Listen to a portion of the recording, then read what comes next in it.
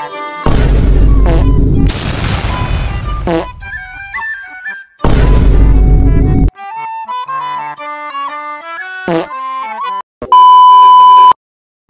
teman-teman sekalian, para penonton YouTube HK Aselole.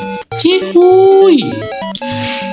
Pada kesempatan kali ini, saya dan teman-teman saya akan memberikan video edukasi tentang hukum bisnis syariah. Kira-kira apa aja tuh bang? Nah, oleh karena itu dimulai dari pengertian hukum bisnis syariah. Kemudian akan dilanjutkan dengan sumber hukum bisnis syariah, prinsip dasar bisnis syariah, tujuan dan fungsi hukum bisnis syariah, dan perkembangan hukum bisnis syariah. Tentu dalam menjelaskan poin-poin yang saya sebut tadi, saya tidak sendirian ya guys ya. Ada teman-teman saya juga yang akan membantu saya dalam menjelaskan materi ini ya. Ini adalah tugas kelompok. Oleh karena itu saya akan menyebutkan nama-nama dari teman-teman saya ini. Ada Nur Zulfa Jauhariyah, kemudian ada Syarifah Nur Aziza, ada Adnan Zaid Syahbana, dan ada saya sendiri As-Siraj. Tidak baik membuat orang menunggu hal yang tidak pasti. Oleh karena itu, langsung saja kita mulai. Sangat tidak lengkap jika ingin mengenal hukum bisnis syariah tapi tidak tahu pengertiannya. Oleh karena itu, saya, Muhammad As-Siraj, akan menjelaskan pengertian hukum bisnis syariah. Bisnis dalam Kamus Besar Bahasa Indonesia atau KBBI adalah usaha komersial dalam dunia perdagangan, bidang usaha, usaha dagang.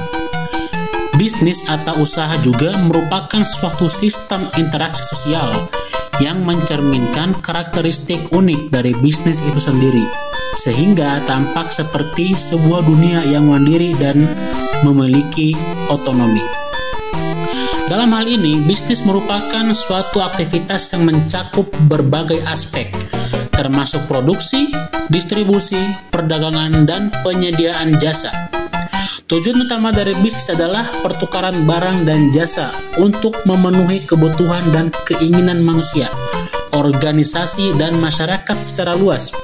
Pertukaran ini difasilitasi oleh medium penukar, yaitu uang. Oleh karena itu, bisnis dalam pengertian umum tak dapat dipisahkan dari uang, dan demikian pula sebaliknya. Dengan begitu mudah dipahami bahwa kriteria umum aktivitas dalam dunia bisnis adalah penyediaan barang atau jasa demi suatu pembayaran dengan uang baik secara tunai maupun kredit. Bisnis merupakan suatu unsur penting dalam masyarakat. Hampir semua orang terlibat di dalamnya. Semua membeli barang atau jasa untuk bisa hidup atau setidak-tidaknya bisa hidup lebih nyaman. Pada dasarnya, bisnis berfungsi sebagai sarana bagi individu untuk saling memenuhi kebutuhan dan keinginan mereka. Namun, karena kebutuhan manusia yang tidak terbatas dan sumber daya yang terbatas, sistem ekonomi diperlukan untuk menjawab 3 pertanyaan dasar. Apa yang harus diproduksi, bagaimana memproduksinya, dan untuk siapa produksi tersebut. Ya. Kemudian ada pengertian syariah. Syariah berasal dari bahasa Arab yang artinya jalan yang lurus.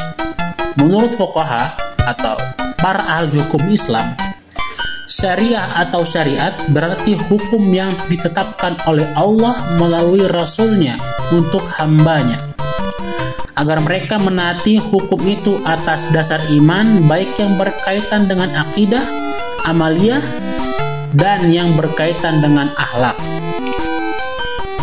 Secara istilah, pengertian syariah sebagaimana yang diungkapkan oleh Mahmud Syalut dalam Hasbi As-Siddiqi bahwa syariah mengandung arti hukum dan tata aturan yang disyariatkan Allah bagi hambanya untuk diikuti.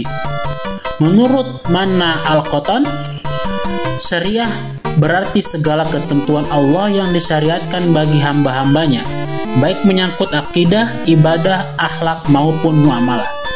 Jadi kesimpulannya adalah bisnis syariah adalah segala usaha manusia dalam memenuhi kebutuhan hidup berupa aktivitas produksi, distribusi, konsumsi, dan perdagangan baik berupa barang maupun jasa yang sesuai dengan aturan-aturan dan hukum-hukum Allah yang terdapat dalam Al-Quran dan As-Sunnah. Baik teman-teman, setelah materi yang disampaikan secara singkat dan jelas oleh pemateri pertama, saya harap kalian bisa memahami materi tersebut secara dalam dan detail. Oke, lanjut ke materi berikutnya yang akan disampaikan oleh tentu saja teman saya. Kita lanjut ke materi berikutnya. Sumber hukum bisnis syariah. Sumber hukum bisnis syariah terbagi menjadi dua. Pertama, bersumber pada hukum Islam, yakni Al-Quran, hadis, dan ijma. Dua, bersumber pada hukum di Indonesia, yakni undang-undang, kebiasaan, jurisprudensi, traktat, perjanjian, dan doktrin. Hukum bisnis syariah memiliki undang-undang tersendiri meliputi Undang-Undang Nomor 7 Tahun 1989 tentang peradilan agama sebagaimana telah diubah dan ditambah dengan Undang-Undang Nomor 3 Tahun 2006 dan Undang-Undang Nomor 50 Tahun 2009. 2. Undang-Undang Nomor 21 Tahun 2008 tentang perbankan syariah. 3. Undang-Undang Nomor 19 Tahun 2008 tentang surat berharga syariah negara. 4. Undang-Undang Nomor 23 Tahun 2011 tentang pengelolaan zakat. 5. Peraturan Mahkamah Agung RI Nomor 2 Tahun 2008 tentang kompilasi hukum ekonomi syariah.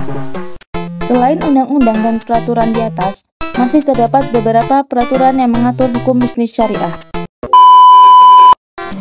Baik teman-teman, setelah kalian mendengarkan pemaparan materi dari pemateri kedua, yakni Nurul Zulfa Jauhariyah, kita akan lanjut ke materi berikutnya yang tentu saja akan dibahas lagi oleh pemateri yang kedua, yaitu Nurul Zulfa Jauhariyah. Prinsip-prinsip dasar bisnis syariah. Berikut adalah beberapa prinsip dasar bisnis syariah. Pertama, larangan riba. 2. Transparansi dan keterbukaan. 3. Kepatuhan terhadap prinsip syariah. 4. Penerapan zakat dan sedekah. 5. Komitmen terhadap etika dan integritas. 6. Pengelolaan resiko dengan bijak. 7.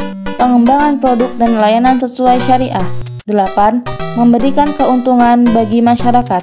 9. Pengelolaan kepemilikan dan pembagian keuntungan. Nah baiklah teman-teman penonton, izinkan saya asisten Artificial Intelligence dari Tuan Muda Asirai untuk memandu dari sini. Kita lanjut ke pembahasan berikutnya, yaitu materi tentang tujuan dan fungsi hukum bisnis syariah yang akan dibahas oleh pemateri Syarifah Nur Azizah. Tujuan hukum bisnis Islam ialah menentukan bahwa operasi komersial dan keuangan tidak hanya mematuhi prinsip-prinsip Islam, namun juga memajukan keadilan, kejujuran, dan kesejahteraan masyarakat secara keseluruhan. Sebab dilakukannya untuk meyakinkan bahwa praktik bisnis telah memenuhi standar etika Islam, misalnya menghindari riba, gharar, dan hal-hal yang dianggap tidak pas dalam prinsip Islam. Hukum bisnis Islam juga dapat dijadikan saran untuk membangun sistem keuangan dan ekonomi yang terbuka dan tetap, sehingga kekayaan dan keuntungan yang didapat bisa diakses dan dinikmati secara adil untuk seluruh masyarakat. Dengan mengikuti konsep bisnis syariah, hukum bisnis syariah berusaha untuk membuat lingkungan bisnis yang adil, tetap, dan sesuai norma ajaran Islam. Ini dilakukan untuk menjadikan bahwa transaksi yang terjadi tidak hanya mematuhi ajaran Islam, namun juga menghasilkan manfaat bagi semua yang terlibat. Adanya hukum bisnis syariah ditemukan beberapa fungsi, diantaranya sebagai sumber informasi yang dapat digunakan oleh para pebisnis dengan sistem berstandar Islam, Informasi tersebut membantunya mengetahui apa saja hak dan kewajiban dalam praktik bisnis untuk mewujudkan sikap dan perilaku yang berkeadilan, wajar, sehat, dan dinamis. Hukum bisnis syariah juga berfungsi untuk mewujudkan konsep adil dalam transaksi bisnis. Selain itu, adanya hukum bisnis syariah dapat digunakan sebagai pedoman para ahli hukum saat terjadi perselisihan pada transaksi bisnis yang menggunakan prinsip Islam dalam praktiknya. Terima kasih saya sampaikan kepada 3 pemateri sebelumnya, yaitu Asiraj, Sulfa, dan Syarifah. Selanjutnya pembahasan berikutnya akan disampaikan oleh pemateri papan atas, yaitu Anan Zaid Syahbana. Selanjutnya yaitu perkembangan hukum bisnis syariah. Perkembangan hukum bisnis Islam dari masa awal Islam hingga saat ini mencerminkan adaptasi dan evolusi dalam menghadapi perubahan sosial, ekonomi, dan politik di dunia. Hal ini digambarkan dengan beberapa fase yang sudah terlewati, antara lain sebagai berikut. Yang pertama itu ada masa awal Islam, dimulai pada abad ke-7 sampai abad ke-14, atau biasa dikenal dengan era Khulafaur Rasyidin. Pada masa awal Islam, praktik bisnis didasarkan pada nilai-nilai Islam dan juga etika. Transaksi ekonomi dilakukan berdasarkan akad-akad syariah, seperti murabahah atau jual beli, dan juga ijarah atau sewa. Kepatuhan terhadap prinsip-prinsip syariah menjadi dasar dari praktik bisnis. Pada masa era Khulafaur Rasyidin ini, prinsip-prinsip Islam yang mendasari hukum dan ekonomi mulai diimplementasikan secara lebih terstruktur. Transaksi bisnis dan ekonomi didasarkan pada prinsip-prinsip etika dan moral Islam, seperti adanya sistem akad atau perjanjian dalam bisnis, pertanian, dan penyelenggaraan keuangan didasarkan pada ajaran Islam. Yang kedua ada fase pengembangan fikih ekonomi, dimulai pada abad ke-8 sampai 14. Pada periode pengembangan fikih ekonomi, para cendekiawan dan ulama Islam mulai mengkaji dan mengembangkan hukum ekonomi Islam secara lebih sistematis. Mereka mengidentifikasi prinsip-prinsip syariah yang relevan dalam konteks ekonomi dan bisnis, serta menyusun panduan dan juga fatwa untuk mengatasi situasi-situasi ekonomi yang kompleks, seperti melakukan pengembangan teori ekonomi Islam, pengkajian dan pembahasan lebih mendalam, penetapan hukum-hukum bisnis, dan lain sebagainya. Yang ketiga ada era Kekhalifahan Utsmani, dimulai pada abad ke-14 sampai 20. Pada masa era Kekhalifahan Utsman ini memberikan gambaran tentang bagaimana prinsip-prinsip ekonomi Islam diaplikasikan dalam skala besar dalam sebuah negara Islam. Meskipun ada tantangan dan perubahan selama periode ini, pengaruh ekonomi Islam tetap menjadi faktor penting dalam pembentukan dan pengelolaan ekonomi negara. Adapun pembaharuan-pembaharuan yang dilakukan seperti pengembangan institusi keuangan Islam yaitu Baitul Mal, pengaturan hukum ekonomi yang lebih maju, pengembangan sistem moneter, dan lain sebagainya. Yang keempat ada era modern dan kontemporer, dimulai pada awal abad ke-20 hingga saat ini. Masa era modern dan kontemporer dalam konteks hukum bisnis Islam mencakup periode dari awal abad ke-20 hingga saat ini. Periode ini mencakup berbagai perkembangan yang signifikan dalam penerapan dan adaptasi prinsip-prinsip hukum bisnis Islam, seperti reformasi hukum bisnis Islam, pengembangan industri keuangan Islam dengan bermunculan lembaga keuangan Islam, standar internasional dan regulasi, dan lain sebagainya. Selanjutnya, dalam konteks perkembangan ekonomi Islam atau yang lazim dikenal dengan ekonomi syariah di Indonesia, berlangsung juga dengan begitu pesat. Hal ini juga didukung oleh sektor hukum, yakni dilandasi dengan keluarnya peraturan perundang-undangan di bidang ekonomi syariah.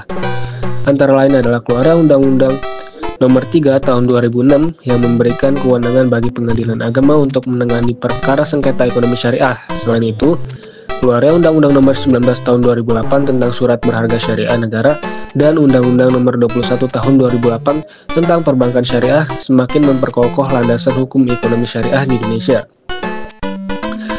Lahirnya Undang-Undang Nomor 3 Tahun 2006 menjadi jawaban atas ketidakjelasan dan kekosongan hukum yang terjadi sebelumnya dalam bidang bisnis dan ekonomi syariah. Adapun permasalahan-permasalahan yang bisa diselesaikan oleh pengadilan agama antara lain seperti permasalahan bank syariah, lembaga keuangan mikro syariah, asuransi syariah, reasuransi syariah, reksadana syariah, obligasi syariah, dan surat berharga berjangka menengah syariah, sekuritas syariah, pembiayaan syariah, penggadaian syariah, dana pensiun lembaga keuangan syariah, dan bisnis syariah. Menurut Syekh Basir, bahwa jenis-jenis ekonomi syariah tersebut hanyalah antara lain, yang berarti tidak tertutup kemungkinan bahwa adanya kasus-kasus dalam bentuk lain di bidang tersebut selain yang disebutkan di atas. Selain itu, lahirnya undang-undang dan peraturan lain yang terkait dengan bisnis dan ekonomi syariah yang telah disebutkan pada pembahasan sebelumnya menjadi salah satu bukti bahwa saat ini antusias masyarakat Indonesia mulai terbuka dalam hal penguatan hukum bisnis dan ekonomi di Indonesia. Adanya undang-undang yang berkaitan dengan ekonomi syariah menunjukkan bahwa sistem ekonomi Indonesia mulai memberi tempat dan ruang pada ekonomi syariah. Dengan undang-undang tersebut, maka kekosongan hukum dalam bidang ekonomi syariah dapat teratasi meskipun belum teratasi secara maksimal.